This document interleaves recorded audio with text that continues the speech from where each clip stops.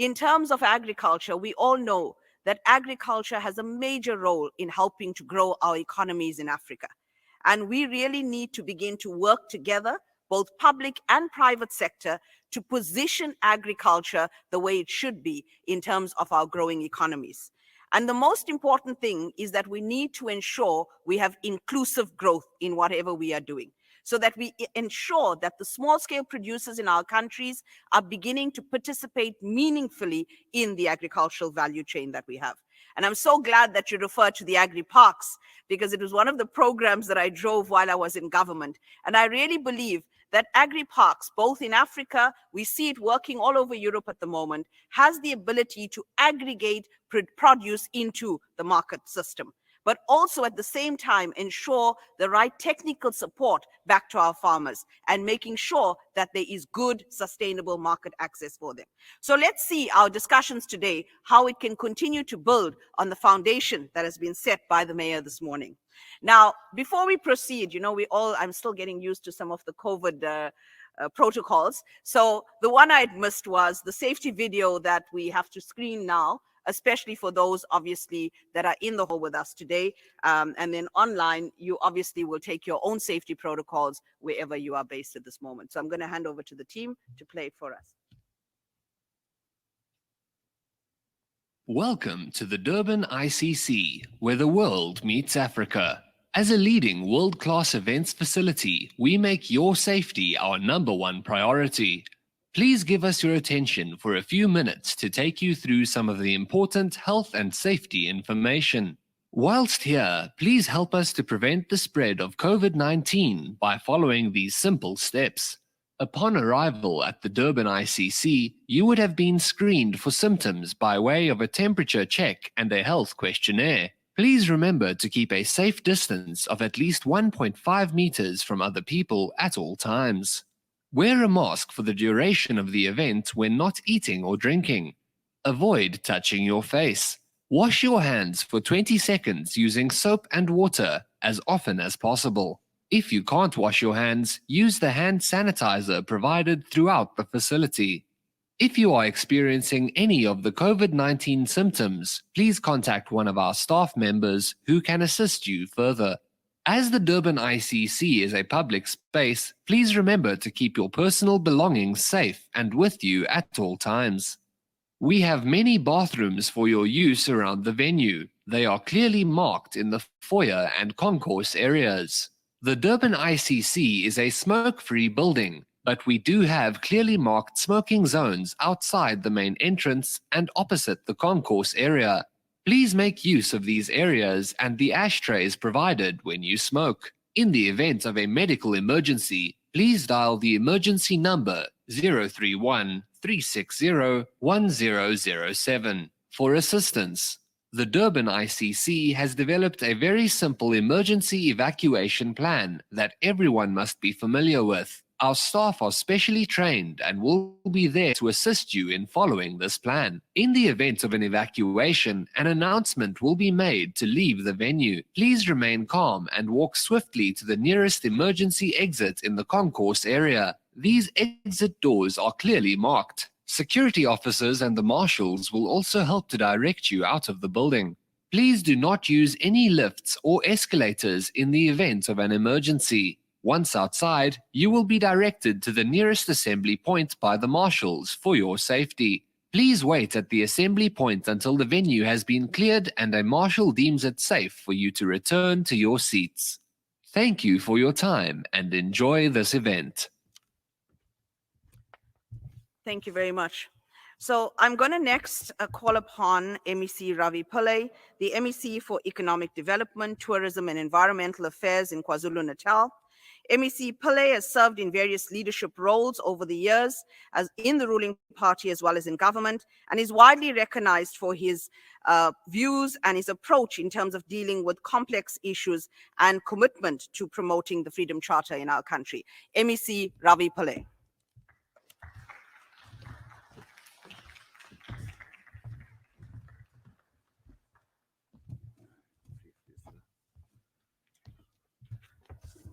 Thank you very much. For those of you who've been observing the program and wondering why am I here at this point in time.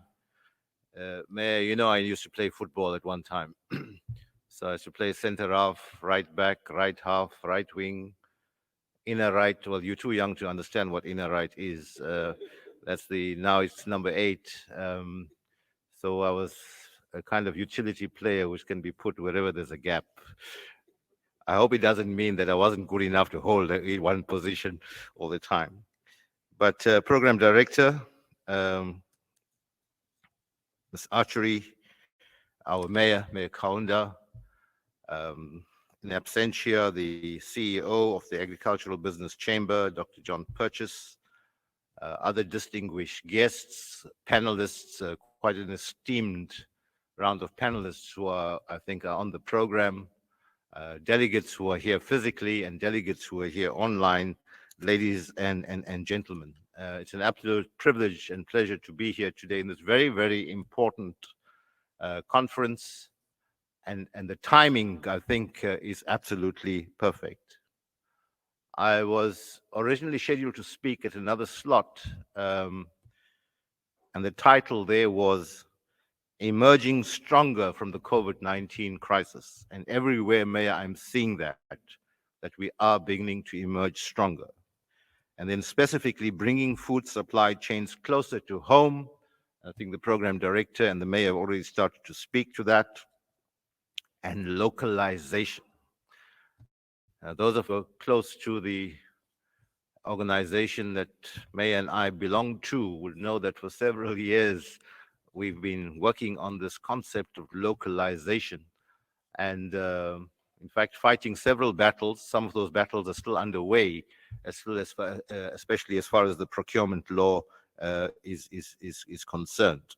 And what new measures can we have to drive local production, but also infrastructure development and intra-Africa trade in agriculture. And I think these are all critical points for where we are at this point in time. Let me, on behalf of MEC Stola Molloy, I know I was with her yesterday, and yesterday she was still scheduled to be here today and was very excited about this particular conference, but has been caught up in an emergency which she has to deal with. So, Archery, please let the record reflect that I'm representing her and the provincial government in its entirety. So let me thank you for this invitation to this very important platform. So this conversation is being held when we are implementing a variety of programs to recover our economy, both from COVID, and we've come to the point where we have to accept that we have to live with COVID. We can't be paralyzed by COVID. The vaccination program is a critical program to give us a critical mass of some safety, and of course all the measures that have been outlined in the safety video. You know those must become part of our second nature. But we can't be paralyzed by it. But at the same time, we can't be negligent about it. And of course, we in KwaZulu-Natal are also recovering from the civil unrest in July. But it was very clear earlier on that when compared to other sectors, agriculture was not as badly hit as the other sectors by COVID-19. Of course, it was largely because agriculture was always an essential activity and therefore was not affected by any lockdown directly or the restrictions designed to contain the spread of the virus. However, this does not mean there was no disruption to the supply chain because transport and logistics were affected, not so much by COVID-19, but by other factors, especially the unrest, and also what could be attributed to panic buying in the early stages, which disrupted things a bit. And of course, I don't know what your assessment is, but a little bit of change in consumption patterns. It'll be interesting to know. I know there's a young man here who's got a off-take order, and I don't know how many restaurants and takeaways he was supplying, but clearly that was disrupted, more eating at home and so on. So, and then I just want to reflect briefly on this because we can't just push it under the carpet, and that is the disruption of the first week of July or the second week of July in the unrest. because I can tell you that there were some of us who had to work very hard to restore the logistics, the N2, N3 supply lines, which we have to make people understand how important this is. Sometimes you go to a shop and you see whatever you want to buy on the shelf, and you just take it for granted that it will be there. And yet, when you have 48 hours of disruption to the N3 and N2, and you start having the impact on the supply chain and the deliveries to these stores, apart from the fact that it's going to affect those who are producing it, because nobody is going to buy it if they can't deliver it to where it's supposed to be sold. So I'm raising this because it's up to all of us to have the conversations wherever we are, in the sectors we are, to understand that we can't be reckless, whatever our grievances are. We are a democracy. There are open channels. There are ways in which to take up issues. And if we are going to be reckless about pushing ourselves 10 years backwards, actually. But I want to, at the same time, say, Mayor, and I'm sure your experiences as well, we've been extremely inspired by the resilience of South Africans, by the extent to which people have said, no, this is not going to push us down. From the old lady who was prepared to pick up a broom, or another young person who pick up a spade, very soon thereafter, no, we are cleaning up, we are getting back, we are taking our country back. We will not allow it to succumb to forces of chaos. So any continued disruption would have been disastrous, but it took, despite the mistakes in the first few days, it took leadership to rebound and get things back on track. So at one level, Mayor, and this is a huge opportunity. In terms of the GDP of KwaZulu-Natal, agriculture is only contributing about 4% in primary production. And those of us who know KwaZulu-Natal, we cannot let that be. It can't be, having regard to our potential as the province, the rich agricultural land, the beautiful climate, and then another day, and maybe you should take this for your work going forward, the investments that we've made in areas like the Makatini Flats, which some would argue could be the food basket for the entire country, or just on its own if it's properly organized. But this meeting is not only about those big projects. This is, in fact, it's primarily about taking the small producer and building the small producer into a big commercial producer. So we are a producer of various agricultural products and products. Of course, everyone will describe us as sugar country, but that sugar industry is changing, and certainly cannot be the sole representative of the agricultural industry. Stock farming, the milk industry, I think is a little bit of a secret as to how much of milk we actually produce in our province and where it goes to, and how it is controlled and how it can be, well, democratized in the sense of what the mayor has been saying, that everyone has a fair opportunity in that particular sector as well. Poultry, although we took a knock with Rainbow, and again, we are happy to engage seriously on policy and tariffs and so on. I'm not shy to say that I was very critical of prior tariff policy and competition policy, and the extent to which we allow our market to be flooded by produce from other countries which are dumping it. The trade laws must be fair. You can't have big economies dumping into our market and disrupting us. And yes, we've got to do it in the context of international law, but we've got to stand up for our rights as well.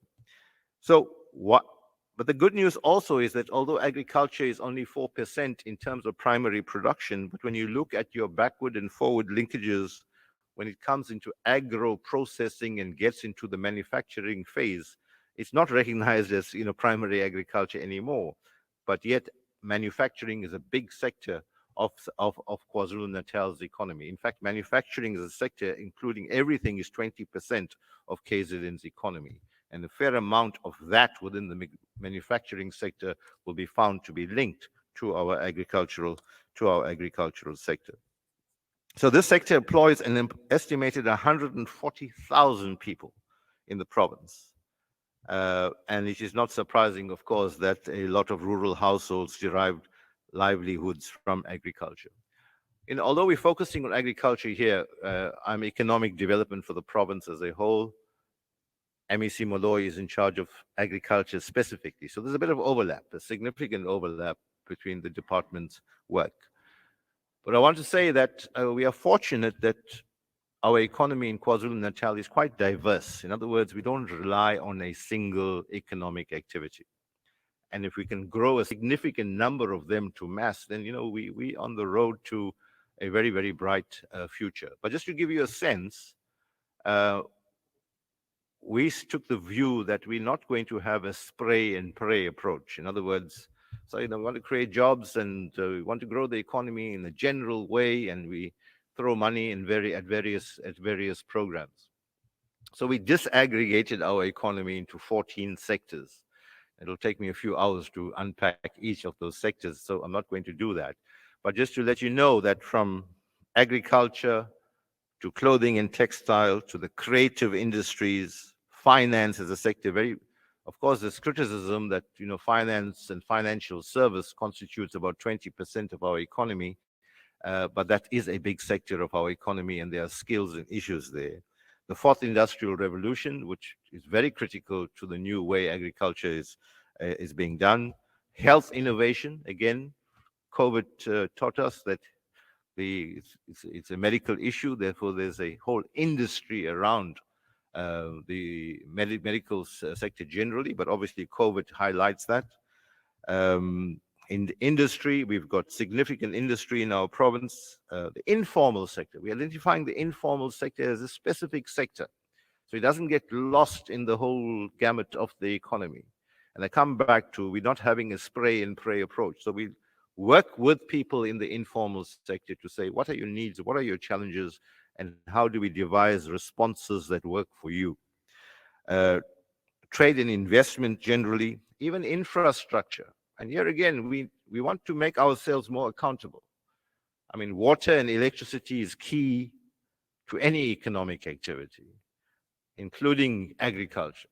Because today, if you, it will be much easier if you had an electricity supply and have your pump that's pumping some water uh, to be powered through electricity. Of course, water is self-explanatory. Mining, we have a small mining sector in our province, largely in Richards Bay, but it's still significant. In fact, they are the biggest single taxpayer in the province, Richards Bay Minerals. A new sector is the oceans economy, which we've been talking for some time now, but I'm thinking you're going to hear a lot more about it in due course. Lastly, but not least, tourism is a major pillar of our economy. So I'm giving you a sense of the big spread of how our economy is made up.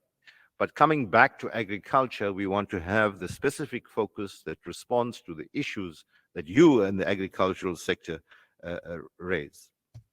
So agriculture and agro-processing becomes a key pillar that emerges in this particular analysis. And as I said, it remains a key area for growth. But we also realize that we have to scale up our investment. Just yesterday we were at the Provincial Executive Council, and the proceedings of the Provincial Executive Council or Cabinet is confidential. But without breaching that rule, I can talk about the resolution. And the resolution was to accelerate the vaccination program for cattle which our people own. That's aside from the commercial farmers are well catered for, well organized, and so on. But if you take cumulatively the number of cattle that rural people own, it will be the biggest single herd in the province, if you take it all together. And yet our programs are not sufficiently directed towards growing and building and protecting that particular industry, apart from how we turn it into a commercial activity. And there's a huge transformation that's required there, from having a family herd, just as it would be colloquially called, the bank of the family. So when there's a crisis or when there's a need, you sell one or two, and it needs to be sharpened into a much better commercial activity. So the investment currently is largely in the form also of mechanization, skills development, and infrastructure development. And we want to, of course, increase it to local production. So you would have heard something called RACET, RASET, Radical Agrarian Socio-Economic Transformation. So this is over and above the nationally driven programs such as CASP and Lima Letsima, where there's some small budgets allocated. So what is fundamental to RASET? And the Premier must take credit for conceptualizing and driving this, and it will take time for it to get its full benefit. But let's understand what it seeks to do. Firstly, it seeks to stimulate local production. Whether it's a go-go who's doing it as a part-time activity at home, planting something to supplement the income or just simply for food security, or the small, just a subsistence farmer. We want to be able to stimulate that production to a point where that small producer or subsistence farmer then becomes a small producer or small holding, and then ultimately to commercial. And that's not going to happen just because we say it or wish it. You've got to give the support. And that support now, and here again, you need to help us to measure the efficacy of the support. And the organized agricultural industry has a huge role to play. And let me say this, I'm diverting a bit. In the course of this recovery plan, we've been saying it's not going to happen if we don't have a strong social compact between all sectors. Our people as a whole in KwaZulu-Natal must be all sectors. We've got to override the historic divides that our history gives us, and everybody working together, so including the commercial sector. And so I want to pose that challenge. I'm prepared to accept some blame that maybe because of our attitude and the way we've conducted ourselves, we are allowed that gap to grow. But we're challenging the commercial sector to come and work together in a strong way, in a meaningful way, not in a charitable way, in a way that says we are South Africans together wanting to grow our economy and dealing with issues in a real way. So the small-scale farmer, we want to give that support. But that small-scale farmer is not going to be able to move to those next stages unless there are certain things that are dealt with. Firstly, it's a support, basic support, fertilizer, seeds, basic tools sometimes for the really poor person. Then it's a question of financial management skills. Then it's a question of the logistics. But the most important thing we realized was market access. Because there have been too many cases where support was given, but crops would end up literally rotting in the field because we have not dealt with the market access issue. So the RASET program looks at that entire value chain. And there are many, many examples of successes where offtake agreements and major chain stores have agreed to take that particular produce. I think in the last financial year, I'm subject to correction in my figures, but I think it's roughly accurate. There are about 4,500 small farmers who were assisted in that way and generated produce to the value of 52 million rand. Now, it's still small in the greater scheme of things, but it's showing that this program can work, and we've got to continue to invest in it. Of course, included in that is the Black Industrialist Program, the agri-hubs which have been spoken about, and there's 4 major agri-hubs that have been identified in 4 different areas. I think we'll need to accelerate that. The land reform program, and of course we can't ignore the issues. We have to be, because there are also opportunities in that entire climate change debate and world response to it. And of course, training and mentorship programs for farmers and even farm workers and farm dwellers. Now, let me just quote something. What are the lessons we learned from the COVID-19 pandemic insofar as agricultural supply chains are concerned? In its latest Essential Food Pricing Monitoring Report, which was released last month, the Competition Commission states that, and I quote, "A trend that has accelerated during the pandemic is buy local initiatives, where customers are increasingly purchasing fruit and vegetables from farmers' markets and local businesses, as seen in other parts of the world. The trend towards local farming inevitably means the trend towards small-scale farming, as the produce is usually grown to service local consumers and not a global market. Consumers are thinking more about the origin, safety, and wholesomeness of the food they buy and seek more direct contact with food producers. So this avoids various intermediaries in the food supply chain, which facilitates food traceability and smaller farm to shelf price spreads, as well as the development of shorter food chains between producers and consumers. Now, this is not the totality of our response, but it creates another niche market for each producer, which you need to exploit. So, come back to localization.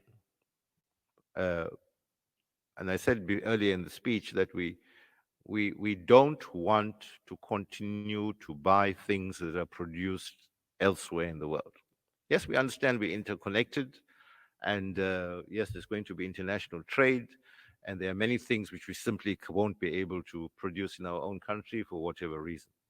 But there can't be a gross imbalance. They can't be, consuming 90% of what we consume comes from other parts of the world. And that is what local production is fundamentally about. And now is our task then to stimulate that particular local production. If I had to give you an example, not related to agriculture, but the principle is the same, clothing and textile.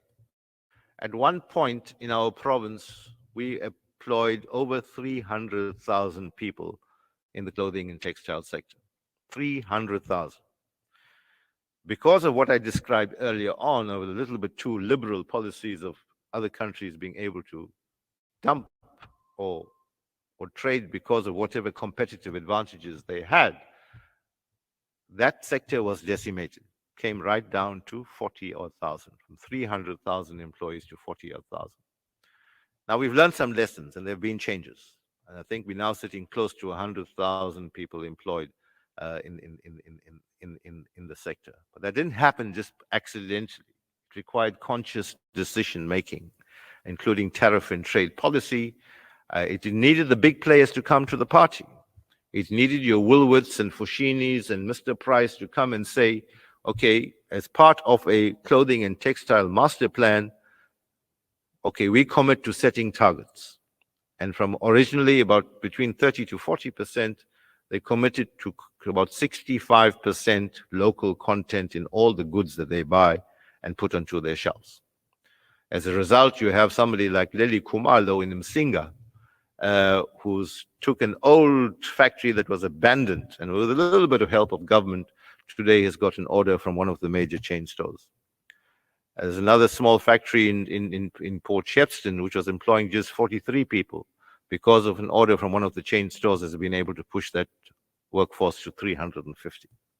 So those are the kinds of nuts and bolts of each sector we need to work on in order to build our economy. I can see I'm taking too long, then let me just conclude with the intra-Africa trade in agriculture. This is a major effort on the part of the provincial government. In fact, we are leading it. Of course, you all have heard of the Africa Continental Free Trade Area Agreement that seeks to create a free trade area across the entire continent, and the number of countries that have committed to it. Now, that creates a legal framework. If you can trade without the trades and tariffs that normally have controls that will have to be put in place, because you don't want something produced in the other side of the world, but you create an address here and you put a stamp that it was coming from here. So those controls will have to be put in place. But there's a huge commitment. And just to give you an understanding of the scale of the challenge that we have, in Africa, intra-African trade is only 16%, 16% of our total trade. In other parts of the world, Europe and other, even Asia, their intra-trade is between 65 to 80%. In other words, they're trading with themselves, they're keeping the money amongst themselves, they're keeping the wealth circulating amongst themselves, they're generating the jobs within themselves. Now imagine if we had to increase our trade of what we produce in Africa from 16%, you can see how much work we've got to do. That's the key objective of the African Continental Free Trade Area Agreement. We as the province of KwaZulu-Natal have reached an agreement with African Bank. African Bank is a continental bank developmental bank based in Cairo, but with an African agenda. And they've partnered with the province. It's supported by the AU, African Union, and the major Infra-Africa Trade Fair. The first one was already held. The second one is going to be held here in the ICC, Tegwini, in November this year. We had bid for it, and actually we won the bid for it in 2023. You all know Santo. Do they all know you, Santo? Yeah? Suguma Santo, let them see you, because you must be accountable for all the work that you are doing and get the praise. Santo is at the front line, cutting edge of that particular work. Now, I said that we had bid and won it for 2023. This year, it was supposed to have been in Rwanda. Rwanda had some difficulties. And between African Bank and the other organizers, they came to us and said, I think it was in March this year, they came to us and said, can you prepare to host it?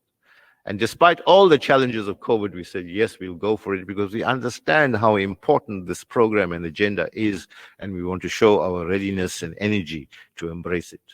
So this Intra-Africa Trade Fair is going to bring delegates from throughout Africa, and across all the sectors of the economy. There will be potential investors and partnerships to be struck, and it's going to be a key part of this platform that we are trying to build for Infra-African trade. So it's going to be a very, very wonderful event. Yes, we're going to do it in COVID conditions, but our projections are that the vaccination would have reached a little bit of a critical mass. And of course, we're still going to be careful, and we think we're going to have a successful intra-Africa trade in November. Let me conclude with saying that there's a young man I met here today. I won't point him out, but he's telling me the story that he's got a small holding produce. He's just doing 4 hectares, not even maximizing the production of those 4 hectares. I think he's able to turn between 50 to 60,000 rand gross turnover a month. He's employing 4 people. He wants to get bigger. He's 33 years of age. Now, that's the kind of young person we want to support. I know he's got some challenges in accessing that support, but we'll make sure that we make contact to see so. And I'm sure our task is to massify that effort across the provinces as a whole. Another young lady who I met, 167 hectares farm in Richmond. And so these are the stories that we need to popularize, to say that agriculture is firstly a business. Yes, it will always, any business will require hard work, but you can make a success of it, and it can be exciting terrain to work in. So we've got to take all these examples and popularize them to say that these are what young people are doing, and many, many other young people can follow the examples. And from our side, of course, we must bring the support. I'm sorry to have taken longer than I was allocated, but thank you for listening. May I wish you a successful conference, and may God bless every one of you.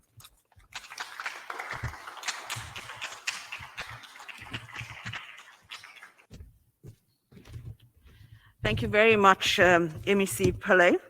And it's okay that you took a little bit of extra time. We thank you for stepping in for MEC Bongi today for us. Much appreciated. And I think, yeah, we could put you into a team anywhere today. So thank you so much for being willing to do that. But I think the issues you raise are so important for us in the discussion that we're going to be having over the next few hours today and tomorrow.